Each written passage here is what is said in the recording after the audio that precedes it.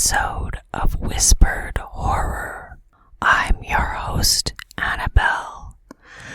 Before we get started, if you enjoy these stories, it would mean the world to me if you subscribed and gave this video a like. Today, we will be reading from Dracula by Bram Stoker. Chapter 2. Jonathan Harker's Journal continued. 5 May. I must have been asleep, for certainly if I had been fully awake, I must have noticed the approach of such a remarkable place. In the gloom, the courtyard looked of considerable size, and as several dark ways led from it, under great round arches, it perhaps seemed bigger than it really is. I have not yet been able to see it by daylight. When the caleche stopped, the driver jumped down and held out his hand to assist me to alight, and again I could not but notice his prodigious strength. His hand actually seemed like a steel vice that could have crushed mine if he had chosen. Then he took my traps and placed them on the ground beside me as I stood close to a great door, old and studded with large iron nails, and set in a projecting doorway of massive stone. I could see even in the dim light that the stone was massively carved, but that the carving had been much worn by time and weather. As I stood, the driver jumped again into his seat and shook the reins. The horses started forward, and trap and all disappeared down one of the dark openings. I stood in silence where I was, for I did not know what to do. Of bell or knocker there was no sign. Through these frowning walls and dark window openings it was not likely that my voice would penetrate. The time I waited seemed endless, and I felt doubts and fears crowding upon me. What sort of place had I come to, and among what kind of people? What sort of grim adventure was it on which I had embarked? Was this a customary incident in the life of a solicitor's clerk sent out to explain the purchase of a London estate to a foreigner? Solicitor's clerk? Mina would not like that. Solicitor, for just before leaving London, I got word that my examination was successful, and I am now a full-blown solicitor. I began to rub my eyes and pinch myself to see if I were awake. It all seemed like a horrible nightmare to me, and I expected that I should suddenly awake and find myself at home, with the dawn struggling in through the windows, as I had now and again felt in the morning after a day of overwork. But my flesh answered the pinching test, and my eyes were not to be deceived. I was indeed awake and among the Carpathians. All I could do now was be patient, and to wait the coming of morning. Just as I had come to this conclusion, I heard a heavy step approaching behind the great door, and saw through the chinks the gleam of a coming light. Then there was the sound of rattling chains and the clanking of massive bolts drawn back. A key was turned with the loud grating noise of long disuse, and the great door swung back. Within stood a tall man, clean-shaven save for a long white mustache, and clad in black from head to foot, without a single speck of color about him anywhere. He held in his hand an antique silver lamp, in which the flame burned without a chimney or globe of any kind, throwing long, quivering shadows as it flickered in the draught of the open door. The old man motioned me in with his right hand, and with a courtly gesture, saying in excellent English but with a strange intonation, "Welcome to my house. Enter freely and of your own will." He made no motion of stepping to meet me, but stood like a statue, as though his gesture of welcome had fixed him into stone.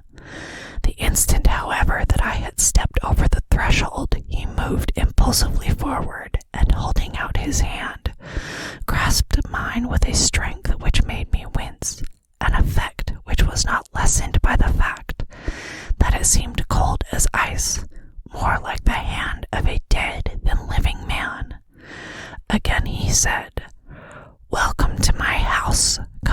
freely, go safely, and leave something of the happiness you bring. The strength of the handshake was so akin to that which I had noticed in the driver, whose face I had not seen, that for a moment I doubted if it were not the same person to whom I was speaking.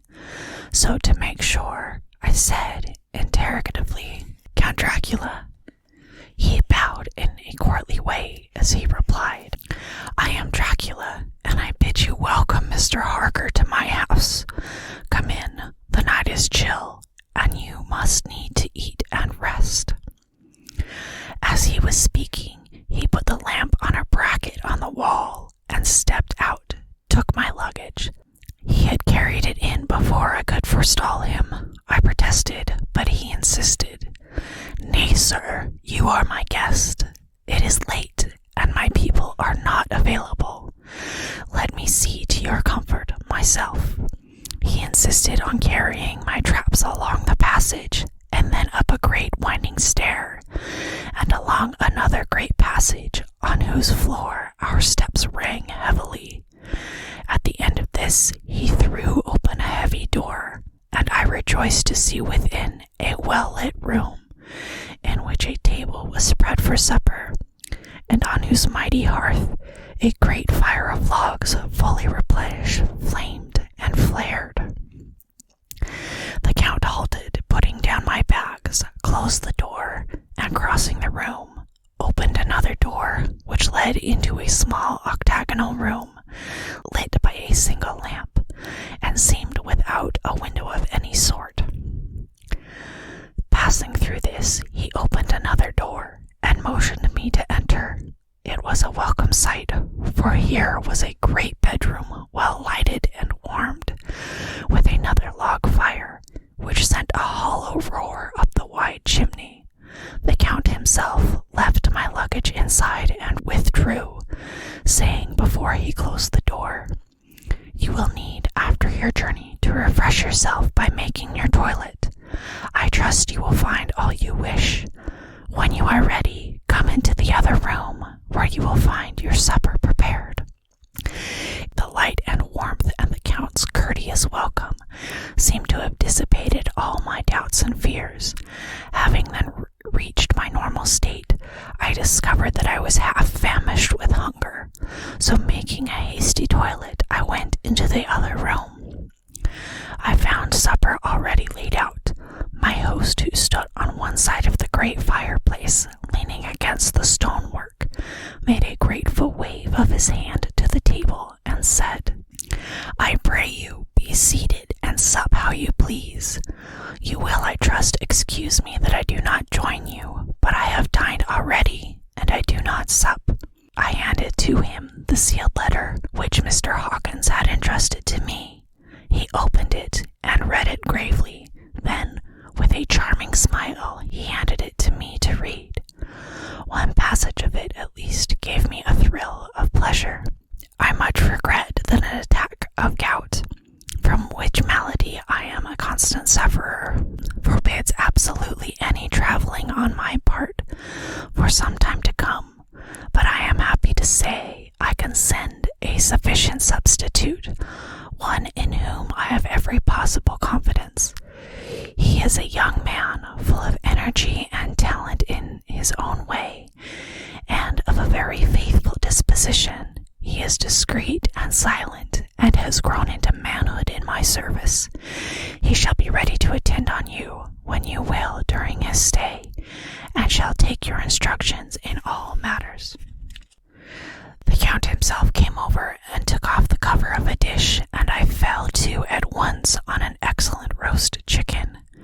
This, with some cheese and a salad and a bottle of old Tokay, of which I had 2 glasses, was my supper. During the time I was eating, the Count asked me many questions as to my journey, and I told him by degrees all I had experienced. By this time I had finished my supper, and by my host's desire had drawn up a chair by the fire and begun to smoke a cigar which he offered me, at the same time excusing himself that he did not smoke. I had now an opportunity of observing him, and and found him of a very marked physiognomy. His face was a very strong aquiline, with a high bridge of the thin nose, and peculiarly arched nostrils, with lofty domed forehead, and hair growing scantily around the temples, but profusely elsewhere. His eyebrows were very massive, almost meeting over the nose, and with blushy hair that seemed to curl in its own profusion. The mouth, so far as I could see it under the heavy mustache, was fixed and rather cruel-looking, with peculiarly sharp white teeth. These protruded over the lips, whose remarkable ruddiness showed astonishing vitality in a man of his years. For the rest, his ears were pale, and at the tops extremely pointed. The chin was broad and strong, and the cheeks firm, though thin. The general effect was one of extraordinary pallor. Hitherto I had noticed the backs of his hands as they lay on his knees in the firelight, and they had seemed rather white and fine, but seeing them now close to me, I could not but notice that they were rather coarse, broad, with squat fingers. Strange to say, there were hairs in the center of the palm. The nails were long and fine, cut to a sharp point.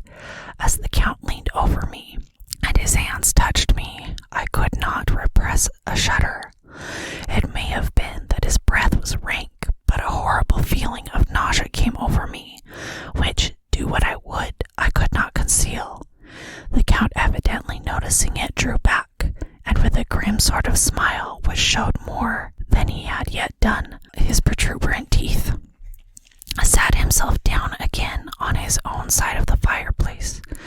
We were both silent for a while, and as I looked towards the window, I saw the first dim streak of the coming dawn. There seemed a strange stillness over everything, but as I listened, I heard, as if from down below in the valley, the howling of many wolves. The Count's eyes gleamed, and he said, "Listen to them, the children of the night. What music they make!" Seeing, I suppose, some expression in my face strange to him, he added, "Ah, sir, you dwellers in the city cannot enter into the feelings of the hunter." Then he rose and said, "But you must be tired. Your bedroom is all ready, and tomorrow you shall sleep as late as you will. I have to be away till the afternoon, so sleep well and dream well." With a courteous bow, he opened for me himself the door to the octagonal room, and I entered my bedroom.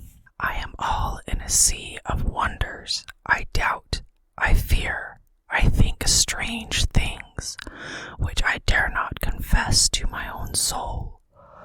God keep me, if only for the sake of those dear to me. 7 May. It is again early morning, but I have rested and enjoyed the last 24 hours. I slept till late in the day and woke of my own accord. When I had dressed myself, I went into the room where we had supped and found a cold breakfast laid out, with coffee kept hot by a pot being placed on the hearth. There was a card on the table on which was written, "I have to be absent for a while. Do not wait for me. D." So I set to and enjoyed a hearty meal. When I had done, I looked for a bell so that I might let the servants know I had finished, but I could not find one. There are certainly odd deficiencies in the house, considering the extraordinary evidences of wealth which are around me.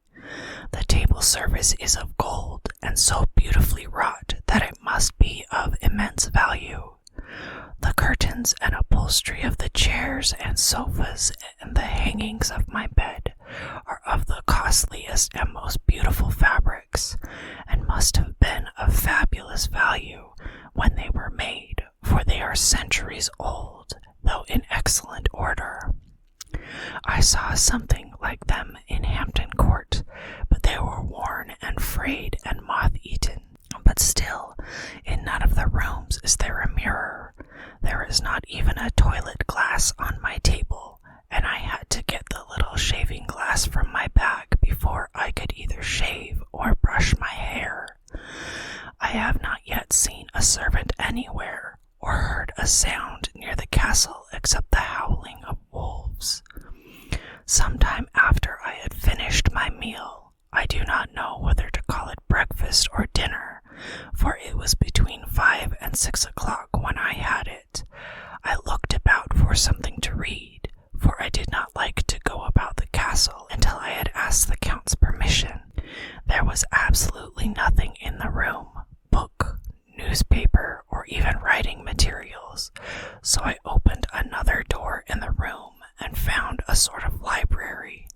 The door opposite mine I tried, but found locked. In the library I found, to my great delight, a vast number of English books, whole shelves of them, and bound volumes of magazines and newspapers. A table in the center was littered with English magazines and newspapers, though none of them were of very recent date. The books were of the most varied kind: history, geography, politics, political economy, botany, geology, law, all relating to England and English life and customs and manners. There were even such books of reference as the London Directory, the Red and Blue books, Whitaker's Almanac, the Army and Navy List, and somehow gladdened my heart to see it, the Law List. Whilst I was looking at the books, the door opened and the Count entered. He saluted me in a hearty way and hoped that I had had a good night's rest. Then he went on. I am glad you found your way here, for I am sure there is much that will interest you. These friends, and he laid his hand on some of the books, have been good friends to me for some years past, ever since I had the idea of going to London, have given me many, many hours of pleasure. Through them I have come to know your great England, and to know her is to love her. I long to go through the crowded streets of your mighty London, to be in the midst of the whirl and rush of humanity, to share its life, its change, its death, and all that makes it what it is. But alas, as yet I only know your tongue through books. To you, my friend, I look that I know it to speak. But Count, I said, you know and speak English thoroughly. He bowed gravely. I thank you, my friend, for your all too flattering estimate, but yet I fear that I am but a little way on the road I would travel.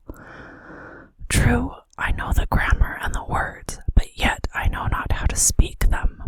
Indeed, I said, you speak excellently.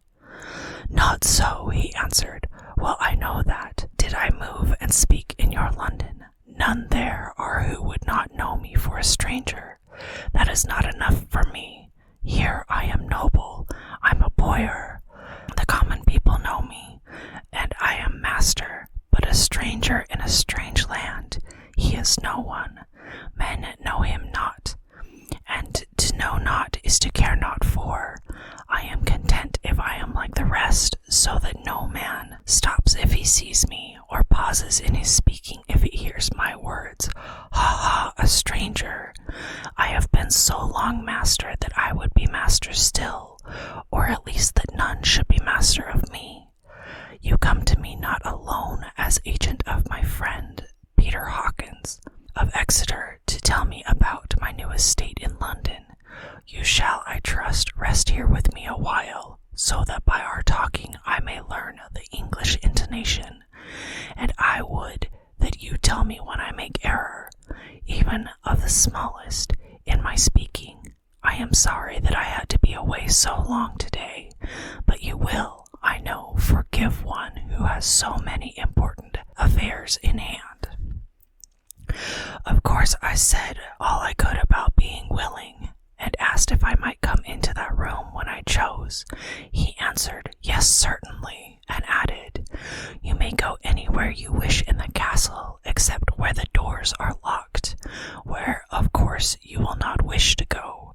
There is reason that all things are as they are, and did did you see with my eyes, and know with my knowledge you would perhaps better understand? I said I was sure of this, and then he went on. We are in Transylvania, and Transylvania is not England.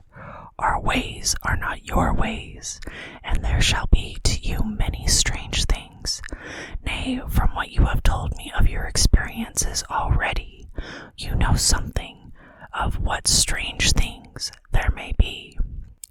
This led to much conversation, and it was evident that he wanted to talk, if only for talking's sake. I asked him many questions regarding things that had already happened to me, or come within my notice. Sometimes he sheered off the subject, or turned the conversation by pretending not to understand, but generally he answered all I asked most frankly. Then, as time went on, and I had got somewhat bolder, I asked him of some of the strange things of the preceding night, as for instance, why the coachman went to the places where he had seen the blue flames. He then explained to me that it was commonly believed that on a certain night of the year, last night in fact, when all evil spirits are supposed to have unchecked sway, a blue flame is seen over any place where treasure has been concealed. That treasure has been hidden, he went on, in the region through which you came last night. There can be but little doubt, for it was the ground fought over for centuries by the Wallachian, the Saxon, and the Turk. Why, there is hardly a foot of soil in all this region that has not been enriched by the blood of men, patriots or invaders. In the old days, there were stirring times when the Austrian and the Hungarian came up in hordes, and the patriots went out to meet them, men and women, the aged and children too, and waited their coming on the rocks above the passes, that they might sweep destruction on them with their artificial avalanches. When the invader was triumphant, he found but little, for whatever there was had been sheltered in the friendly soil. But how, said I, can it have remained so long undiscovered when there is a sure index to it, if men will but take the trouble to look?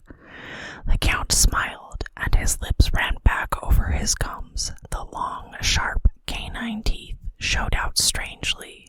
He answered, because your peasant is at heart a coward and a fool. Those flames only appear on one night, and on that night no man of this land will, if he can help it, stir without his doors. And, dear sir, even if he did, he would not know what to do. Why, even the peasant that you tell me of who marked the place of the flame would not know where to look in daylight even for his own work. Even you would not, I dare be sworn, be able to find these places again. There you are right, I said. I know no more than the dead where even to look for them. Then we drifted into other matters. Come, he said at last, tell me of London, and of the house which you have procured for me. With an apology for my remissness, I went into my own room to get the papers from my bag. Whilst I was placing them in order, I heard the rattling of china and silver in the next room, and as I passed through, noticed that the table had been cleared and the lamp lit, for it was by this time deep into the dark. The lamps were also lit in the study or library, and I found the Count lying on the sofa reading, of all things in the world, an English Bradshaw's Guide. When I came in, he cleared the books and papers from the table, and with him I went into plans and deeds and figures of all sorts. He was interested in everything, and asked me a myriad of questions about the place and its surroundings. He clearly had studied beforehand all he could get on the subject of the neighborhood, for he evidently at the end knew very much more than I did. When I remarked this, he answered, well, but my friend, is it not needful that I should? When I go there, I shall be alone, and my friend, Harker Jonathan, nay, pardon me, I fall into my country's habit of putting your patronymic first. My friend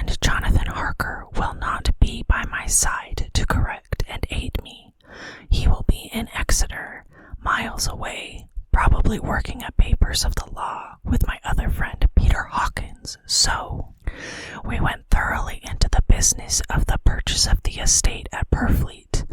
When I had told him the facts and got his signature to the necessary papers and had written a letter with them ready to post to Mr. Hawkins, he began to ask me how I had come across so suitable a place. I read to him the notes which I had made at the time, and which I inscribe here. At Purfleet, on a by road, I came across such a place as seemed to be required, and where was displayed a dilapidated notice that the place was for sale. It was surrounded by a high wall of ancient structure built of heavy stones, and has not been repaired for a large number of years. The closed gates are of heavy oak and iron, and all eaten with rust. The estate is called Carfax, no doubt a corruption of the old Quatreface, as the house is four-sided, agreeing with the cardinal points of the compass. It contains in all some 20 acres, surrounded by the solid stone wall above mentioned. There are many trees on it, which make it in places gloomy.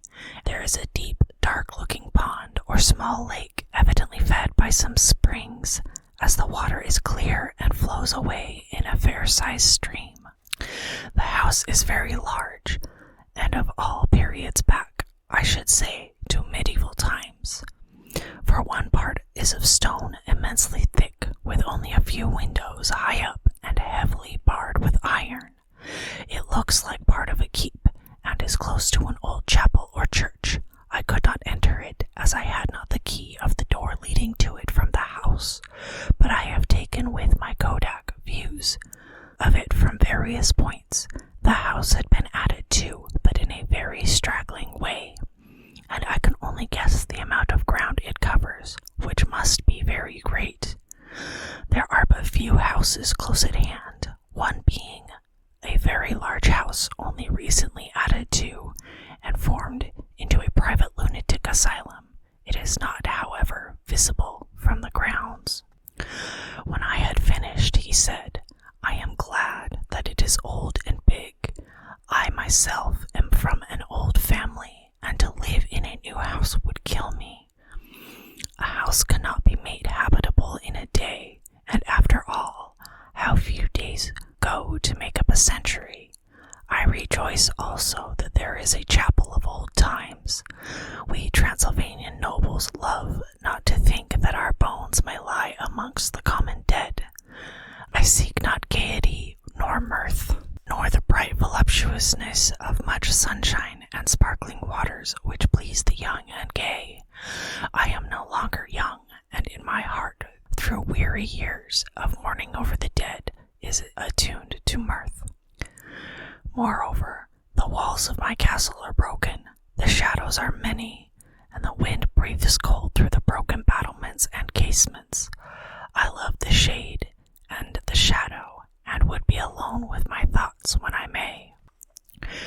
Somehow his words and his look did not seem to accord, or else it was that his cast of face made his smile look malignant and saturnine. Presently, with an excuse, he left me, asking me to pull my papers together. He was some little time away, and I began to look at some of the books around me. One was an atlas, which I found opened naturally to England, as if that map had been much used. On looking at it, I found in certain places little rings marked, and on examining these, I noticed that one was near London on the east side, manifestly where his new estate was situated. The other two were Exeter and Whitby on the Yorkshire coast.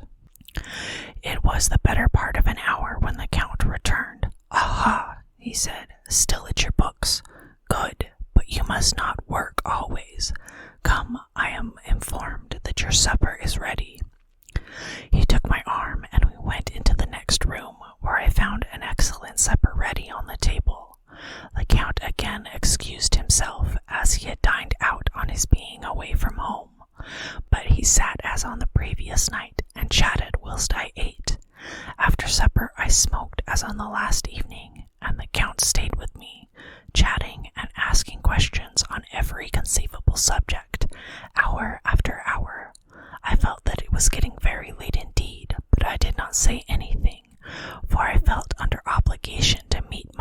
Count's wishes in every way. I was not sleepy, as the long sleep yesterday had fortified me, but I could not help experiencing that chill which comes over one at the coming of the dawn, which is like, in its way, the turn of the tide. They say that people who are near death die generally at the change to dawn, or at the turn of the tide. Anyone who has, when tired, and tied as it were to his post, experienced this change in the atmosphere, can well believe it. All at once we heard the crow of the cock coming up with a preternatural shrillness through the clear morning. Count Dracula, jumping to his feet, said, "Why, there is the morning again! How remiss I am to let you stay up so long. You must make your conversation regarding my dear new country of England less interesting, so that I may not forget how time flies by us." And with a courtly bow, he quickly left me. I went into my room and drew the curtains, but there was little to notice. My window opened into the courtyard. All I could see was the warm gray of the quickening sky, so I pulled the curtains again, and have written of this day. 8 May. I began to fear, as I wrote in this book, that I was getting too diffuse.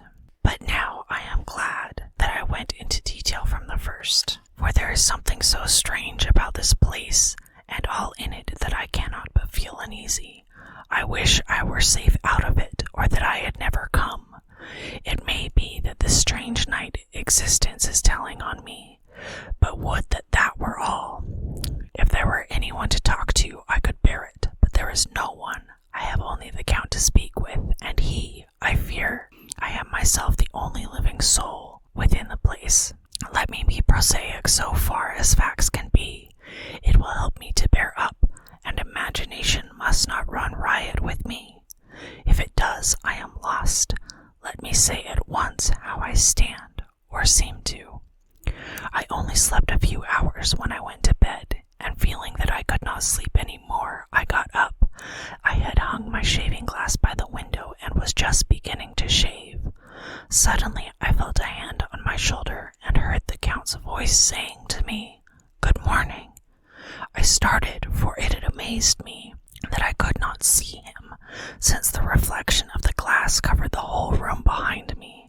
In starting, I had cut myself slightly, but did not notice at the moment. Having answered the Count's salutation, I turned to the glass again to see how I had been mistaken. This time there could be no error, for the man was close to me, and I could see him over my shoulder, but there was no reflection of him in the mirror. The whole room behind me was displayed, but there was no sign of a man in it except myself. This was startling, and coming on the top of so many strange things, was beginning to increase that vague feeling of uneasiness which I always have when the Count is near. But at the instant I saw the cut had bled a little, and the blood was trickling over my chin, I laid down the razor, turning as I did so, half round, to look for some sticking plaster. When the Count saw my face, his eyes blazed with some sort of demonic fury, and he suddenly made a grab at my throat. I drew away his hand and touched the string of beads which held the crucifix. It made an instant change in him, for the fury passed so quickly that I could hardly believe that it was ever there. "Take care," he said. "Take care how you cut yourself. It is more dangerous than you think in this country." Then, seizing the shaving glass, he went on, "And this is the wretched thing that has done the mischief. It is a foul bauble of man's vanity. Away with it!" And opening the window with one wrench of his terrible hand, he flung out the glass, which was shattered into 1,000 pieces on the stones of the courtyard far below. Then he withdrew without a word. It is very annoying, for I do not see how I am to shave, unless in my watch case or the bottom of the shaving pot, which is fortunately of metal. When I went into the dining room, breakfast was prepared, but I could not find the Count anywhere, so I breakfasted alone, It is strange that as yet I have not seen the Count eat or drink. He must be a very peculiar man. After breakfast, I did a little exploring in the castle. I went out on the stairs and found a room looking towards the south. The view was magnificent, and from where I stood, there was every opportunity of seeing it. The castle is on the very edge of a terrific precipice. A stone falling from the window would fall 1,000 feet without touching anything. As far as the eye can reach is a sea of green treetops, with occasionally a deep rift where there is a chasm. Here and there are silver threads where the rivers wind in deep gorges through the forests. But I am not in a heart to describe beauty, for when I had seen the view, I explored further. Doors, doors, doors everywhere, and all locked and bolted. In no place save from the windows in the castle walls is there an available exit. The castle is a veritable prison, and I am a prisoner. This concludes today's episode of Whispered Horror. Tune in next time to continue listening to Dracula by Bram Stoker. Once again, if you enjoy these stories, please subscribe and like the video. Also, let me know of any classic horror stories you would like to hear in the comments below. Thank you so much for listening, and remember, it's okay to be afraid of the dark.